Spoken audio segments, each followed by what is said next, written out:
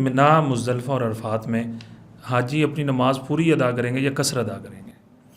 یہ بہت ہی اچھا سوال ہے یہ بھی، کیونکہ ہم نے ادھر دیکھا ساتھیوں کو اس مسئلے میں جھگڑتے ہوئے جی۔ کوئی کہہ رہا ہوتا ہے میں نے قصر کرنی ہے، کوئی کہتا ہے میں نے پوری نماز پڑھنی ہے۔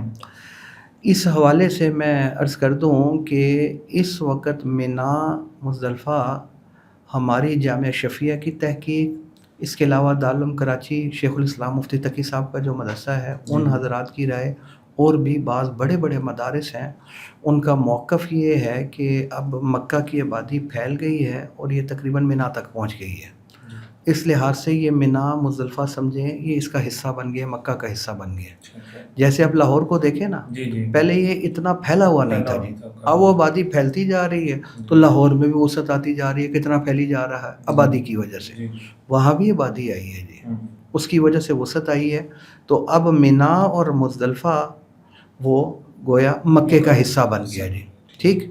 اب جو شخص حج کرنے کے لیے جاتا ہے، اگر مکہ، منا اور مزدلفہ وغیرہ کا قیام ملا کر اس کے 15 دن یا اس سے زائد بن جاتے ہیں، ٹھیک، تو وہ پھر وہاں مقیم ہے تو وہ پوری نماز پڑھے گا جی، پھر وہ قصر نہیں کرے گا، ٹھیک۔ پھر اگر وہ صاحب نصاب ہے تو حج کی قربانی کے علاوہ عید کی قربانی بھی اس کے ذمہ میں واجب ہو جائے گی جی، کیونکہ وہ مقیم ہے، وہ تو مسافر کے ذمہ میں واجب نہیں ہوتی۔ تو فرق یہ ہے کہ حج کی قربانی تو حرم ہی میں کرنا ضروری ہے، اور عید والی قربانی وہ پاکستان کے اندر بھی کر سکتا ہے جی، ٹھیک۔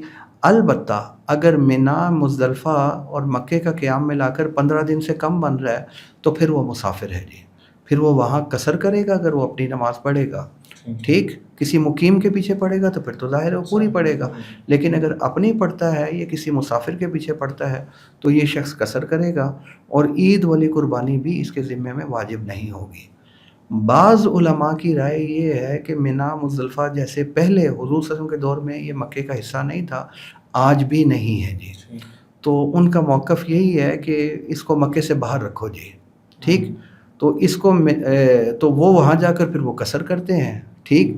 اگر وہ مکہ میں 15 دن ٹھہرنے کی نیت نہیں ہے، منا، مزدلفہ ملا کر 15 دن بنتے ہیں، تو وہ کہتے ہیں نہیں، یہ منا، مزدلفہ مکے کا حصہ نہیں ہے، لہٰذا یہاں وہ قصر کرے گا۔